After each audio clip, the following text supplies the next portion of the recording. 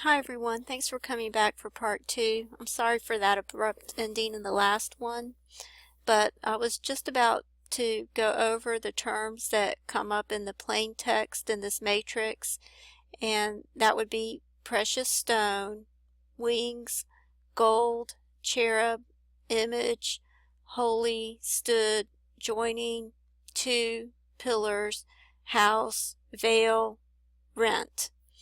And I'm going to try to find some of those terms over here. And again, like I said, this matrix is coming up in Chronicles 3. And let me just go over some of the other terms that come up that are created because of the abacus effect.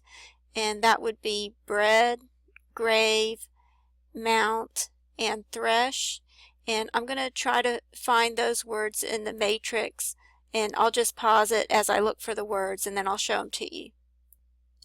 Okay, over here you have the word pillars coming up at least a couple of times, as you can see right here, and that just reminds me of the scripture in Revelation 3:12 where it says, "Him that overcometh will I make a pillar in the temple of my God, and he shall go no more out, and I will write upon him the name of my God, and the name of the city of my God, which is New Jerusalem, which cometh down out of heaven from my God, and I will write upon him my new name." And as I had said earlier, this matrix seems to be all about the house of God. And you see the word temple right here at the bottom. Over here you see the word wings, and wings comes up several times, or at least the word wing comes up several times in the text. You'll see it several times coming up. And there's another one right here. So I'm not sure if that's in reference to the star or the cherubim, but it does come up several times. And the word joining over here comes up. I'm not sure if that's in reference to the two pillars or the two oil trees, how all of that is going to be joined. And then over here you have the upper chamber, and I'll look for some more terms in a second. Okay, over here you have the word image, and you had cherub over here, and of course you can also make that cherubim, and that comes up more than once in the text. Over here you see the word fine linen. Okay, and over here, as I had said earlier, we have the word precious stone, which refers to Jesus. Okay, and over here you can see the word veil. And I'm not sure if I got to all of them, but it's a little difficult to find them. And then we also had these terms that came up due to the abacus effect, and I see thresh right here, and I'll try to find some of the others. Okay, here's bread, and as I said, this is due to an abacus effect. It's not the actual word that's in the text. The actual word is breadth, but within that you have the word bread. Okay, and I can see the word grave right here, and it actually says graved, but within that you can take out the word grave. Okay, I'm going to go on to the next table. Okay, and this one reads March, star, sun, moon, dark, Satan, fire, USA, war, and God. And you can see USA going straight up and down here in the green. And you can see fire in the yellow, the letters F, I, R, E. You can see moon here in the blue, the letters M, O, O, N, and you see sun here in the lavender, the letters S, U, N. Over here in the light red, you see the word March, the letters M, A, R, C, H. And this is coming up in a different matrix. This is a different table here. This is coming up in the Book of Psalms. And over here in the light blue, you see the word God. And as I had said earlier, there's always something, or it seems to always be the case, that there's something very interesting in connection with the word God. And over here, you see right on top, you see the words, praise ye Jehovah. It's right above the word God. And then right below that, so it's almost like a book ending it, you see the word Jehovah. You actually see it twice right here. It actually says, I called upon Jehovah, and Jehovah answered me. And then over here, under that, you have Jehovah again, but it also says Jehovah is on my side.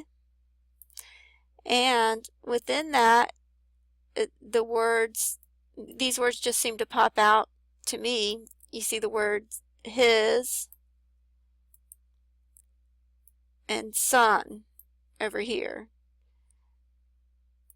And what else is interesting is you also see the word Ison.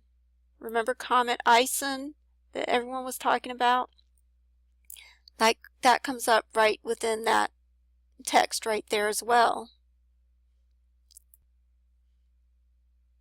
And then over here it says, therefore shall I see my desire. Okay, so you have my desire right there in the text, and that reminds me of a scripture. I'll try to pull it up real quick.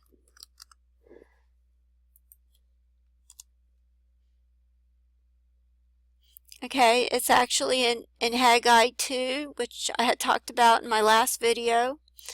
And it says, and I will shake all nations, and the desire of all nations shall come, and I will fill this house with glory, saith the Lord of hosts.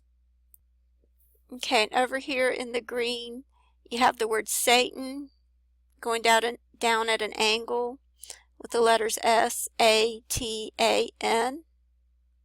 And it's interesting, right over here, it says actually crossing Satan, you have,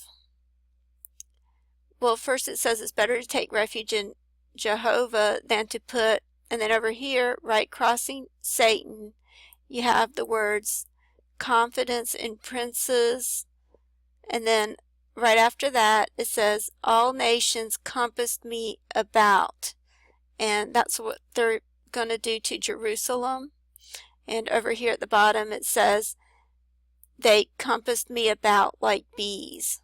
And of course, as I said, that's what they're going to do in the end times to Jerusalem. And that's what they did when the son of perdition came and betrayed Christ. When they came to take Christ when he was in the Garden of Gethsemane, they compassed him about. And then when the son of perdition in the end times, he's going to compass Israel about and betray Israel, just as Christ was betrayed at his first coming. And then over here it says, in the name of Jehovah I will cut them off. And then it goes on to say, they compassed me about. So I'll just go ahead and read the whole thing. It says, it's better to take refuge in Jehovah than to put confidence in man. It is better to take refuge in Jehovah than to put confidence in princes. All nations compass me about. In the name of Jehovah I will cut them off. They compass me about, but wait, they compass me about, yea, they compass me about, in the name of Jehovah, I will cut them off. They compass me about like bees.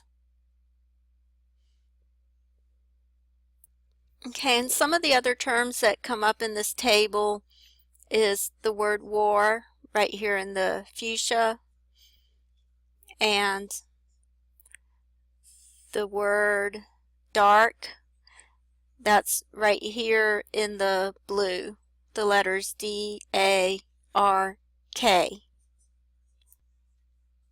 And I just thought it was interesting right here next to USA, you see the word I and the word all, and that just reminded me of the all-seeing eye. And I had looked for the word seen, and that didn't come up, but the word sees did come up. Okay, and like I said earlier, this is all coming up in the book of Psalms, from Psalms 116 through 118. And these are very critical Psalms for the end times.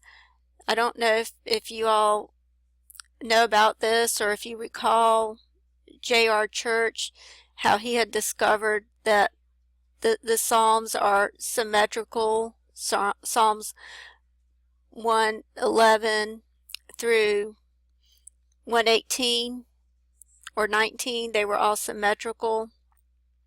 And the middle psalm was Psalm 114. And the Psalms seem to line up. Well, actually, he had discovered that they seem to match the years, and they actually lined up. Later, it was discovered that they lined up with the blood moon pattern. It just kind of overlaid right over the blood moon pattern.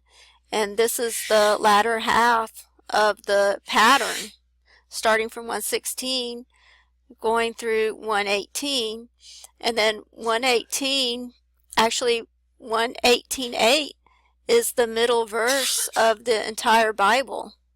And it reads, "It is better to take refuge in Jehovah than to put confidence in man." So I think it's very interesting and very timely that these would be coming up in the book of Psalms. Okay, and that's about all I had in that table. And then I have a few more tables having to do with March and a star. And then I have some more on a new planet, and then some on Purim. So I'll get to those in the next video, and there may be another part after that, but I'll continue in the next video. Thanks.